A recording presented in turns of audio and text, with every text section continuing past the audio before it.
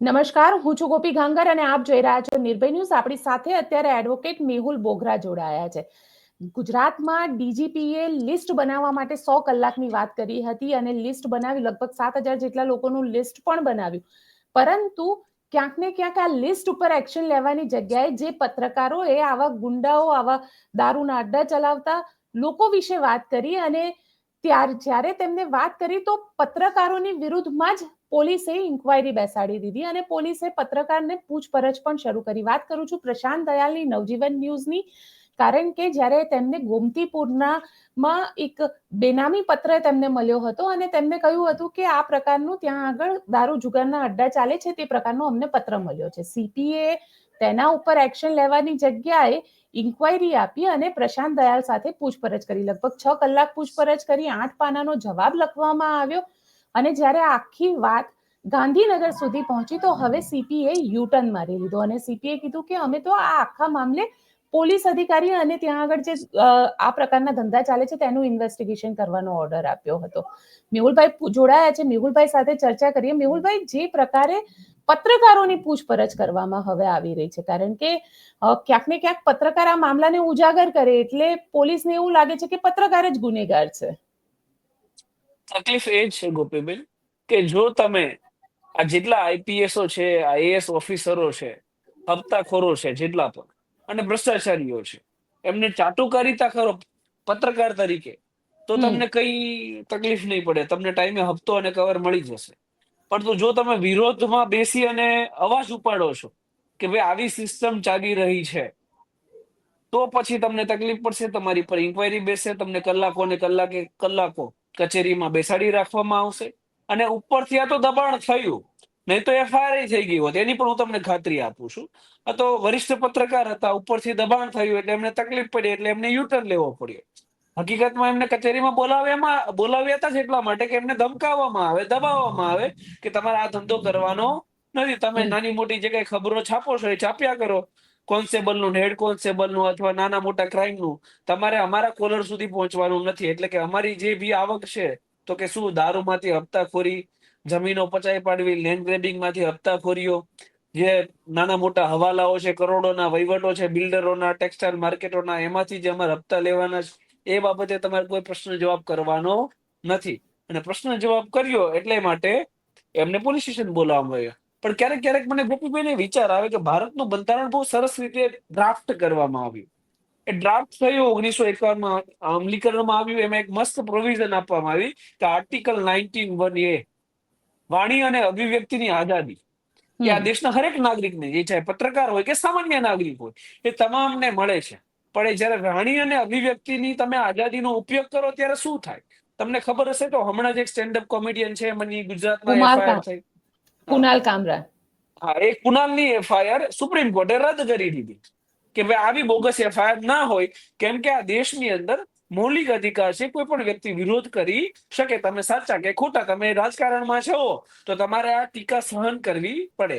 હમણાં થોડાક સમય પહેલા મને પણ હાઈકોર્ટે કીધું હતું કે મેહુલ બોગરાને વિરોધ કરવાનો કોણે અધિકાર આપ્યો, રાઈટ? તો ક્યાંયના કોઈ જગ્યાએ આપણને એવું લાગે કે આપણે કઈ સિસ્ટમની અંદર જીવી રહ્યા છે.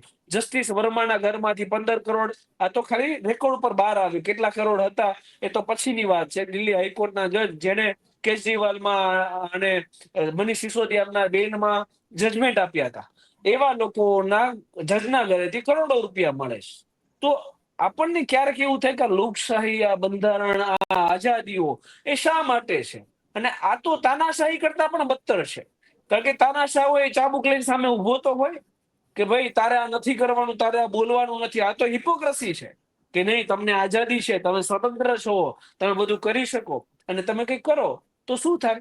તો કે તમને કસ્ટડીમાં લઈ લેવામાં આવે, કલાકો સુધી તમારા પરિવાર, તમારા બેકગ્રાઉન્ડ, ત્યાં સુધી તમને પૂછવામાં આવે. અને કોઈ સક્ષમ વ્યક્તિ હોય તો ઠીક છે ભાઈ, નહીં તો એ લોકો ફિઝિકલી ટોર્ચર, અબ્યુઝ પણ કરે છે, મેન્ટલી અબ્યુઝ કરે, ગાળી ગલોજ કરે, જેથી તમે માનસિક રીતે ભાગી પડો અને આવા ન્યૂઝ ચલાવો નહીં. ગોપીભાઈ, પણ સવાલ અહીંયા એ આવે છે ને કે અભિવ્યક્તિની આઝાદી જેને સંવિધાન અલાઉ કરે છે. કુનાલ કામરાનની વાત તમે કરી. કુનાલ કામરાન એ જે રીતે ત્યાં આગળ સ્ટેન્ડઅપ કોમેડિયને પોતાની વાત રાખી હતી, સંવિધાન પણ જેને અલાવ કરે છે એને કેમ આ રીતે કોઈ સહન નથી કરી શકતું અને એના ઉપર એફઆઈઆર કરવામાં આવે, પોલિટિકલ પાર્ટી એને જબરદસ્તી એફઆઈઆર કરે છે, ત્યાં આગળ જઈને તોડફોડ કરે છે.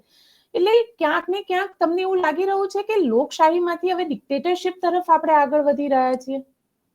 ભારતની તો ખ્યાલ નથી, પણ ગુજરાતની હું તમને 100% વાત કરીશ કે જેને આપણે 30-35 વર્ષથી ચૂંટીને મૂક્યા છે ને, એને હવે એવો ફાંકો આવી ગયો છે કે અમે ગુજરાતની અંદર કંઈ પણ કરીશું, કંઈ પણ કરીશું.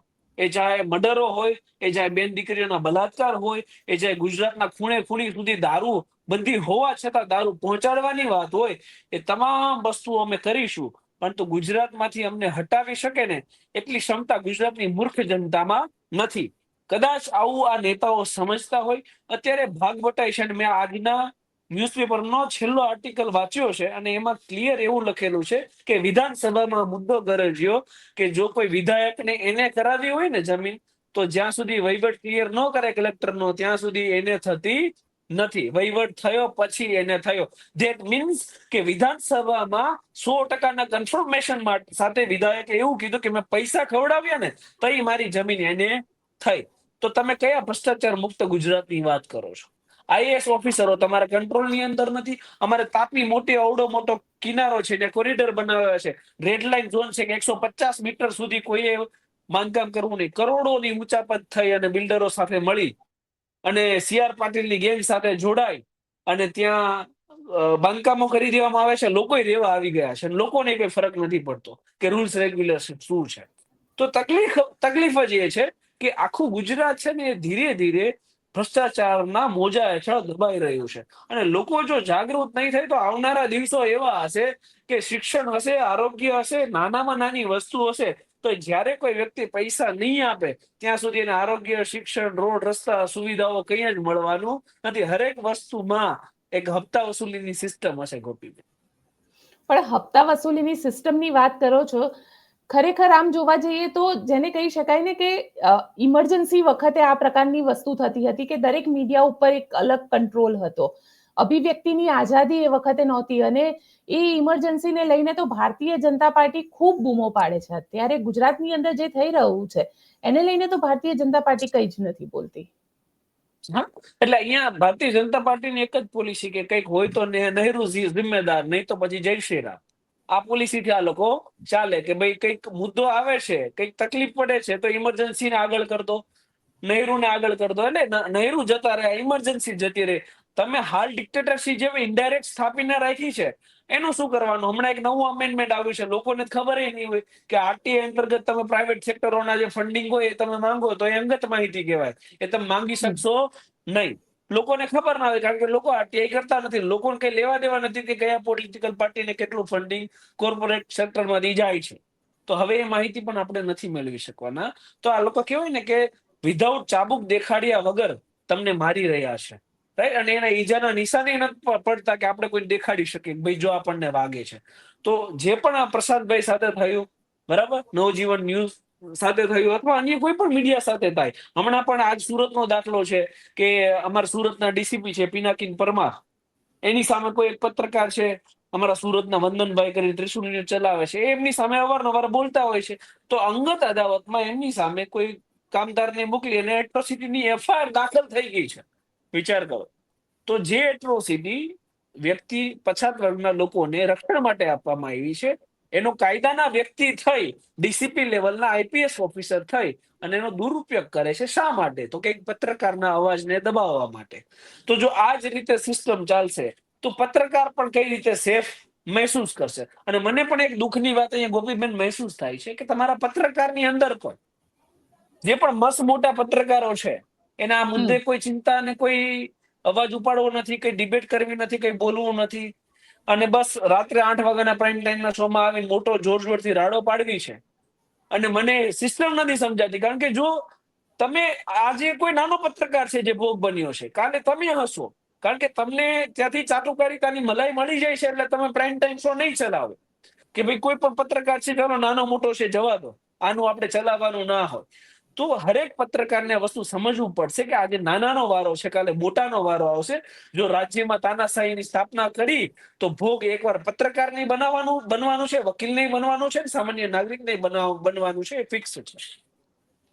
સાથે સાથે મેહુલભાઈ તમારી સાથે એ વિષય પર વાત કરીશ કે સરકારે ડિજિટલ પર્સનલ ડેટા પ્રોટેક્શન કાનૂન પણ લાવવાની વાત કરી રહી છે, જેની અંદર 250 કરોડ રૂપિયા પત્રકારો પર, એટલે કોઈ પણ વ્યક્તિનું નામ મારે લખવું હોય તો મારે એને પહેલા એની પરમિશન લેવાની, પછી હું વ્યક્તિના નામ, એટલે તમે જે સોર્સિસ થી, કારણ કે ઘણી બધી સ્ટોરી એવી હોય છે કે તમારો સોર્સ, સુપ્રીમ કોર્ટ પણ કહે છે કે પત્રકારને સોર્સ રિવીલ ન કરવાનો હોય, પણ અહીંયા તો તમારે નામ સુદ્ધા રિવીલ કરવું પડશે. એટલે ક્યાંક ને ક્યાંક પત્રકારો પર પણ જે ફ્રીડમ છે, ફ્રીડમને તાપ મારવા અહીંયા આગળ કોશિશ કરવામાં આવી રહી છે સરકાર દ્વારા. હા, એ તો છે ને કે અમે રાજી મોદી તારા રાજમાં, તો આપણે રાજી રહેવાનું છે. જનતા સમજશે ત્યારે સુખાકારી અને સમૃદ્ધિની સ્થાપના થશે. બાકી તો તકલીફ જ તકલીફ છે. અને સોર્સ રિવીલ કરવાની ક્યાં જરૂર આવે જ છે? હરેક વ્યક્તિને ખબર જ છે, અને નામ લેવાની જરૂર નથી. અત્યારે કદાચ હું અહીંયા આ બાબતે અહીંયા કહીશ કે 108 FIR છે અને માજી બુટલેગર છે, તો જનતા સમજી જ જાય કે હું કોની વાત કરી રહ્યો છું. તો લોકોને ખબર જ છે બધી વસ્તુની, પણ અહીંયા તકલીફ એ પડે છે કે સરકાર એવું ઈચ્છે છે કે અમે જે પણ ભ્રષ્ટાચારીઓ છીએ, અમે દૂધે ધોયેલા રહીએ, સ્વચ્છ રહીએ, લોકોને કઈ ખબર ના પડે. એટલે મીડિયાની જે અભિવ્યક્તિ છે એના ઉપર પણ તરાપ મારીએ. અને આવા જે કાનૂન બની રહ્યા છે ને, એનું પણ મુખ્ય કારણ એ જ છે કે જનતા હજુ એ વસ્તુ નથી સમજી શકી કે એક હથ્થું સત્તા સતત આપવાથી એના ખરાબ પરિણામો આપણે ભોગવવા પડે. હું કોઈ પણ પક્ષ બાજુ નથી, આ 100%ની વાત છે, પરંતુ હું એ વસ્તુ જાણું છું કે મને પણ એવો અહમ આવી જશે, જો એક વાર એવું થઈ જશે કે ભાઈ મેહુલ બોગરાજ સર્વ છે, મેહુલ બોગરાજ રામ છે, મેહુલ બોગરાજ ભગવાન છે, તો હું પણ કંઈક થઈ જઈશ.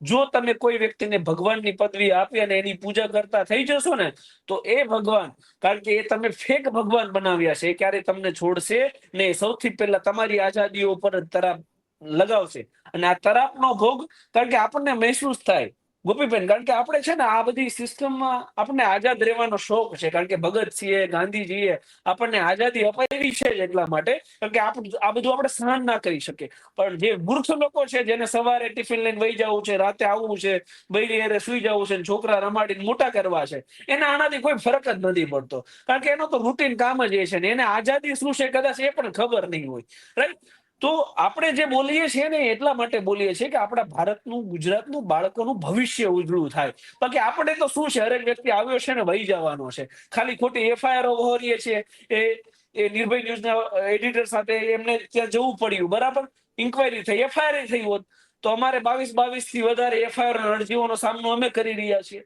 પણ વસ્તુ એવી છે કે જે વ્યક્તિ નિર્ભય છે તો નિર્ભય જ રહેવાનો છે. જે બોલવાનો છે એ બેબાક બોલવાનો છે. એને આવા કાયદાઓ રોકી શકે નહીં, ગમે એટલા લઈ આવે.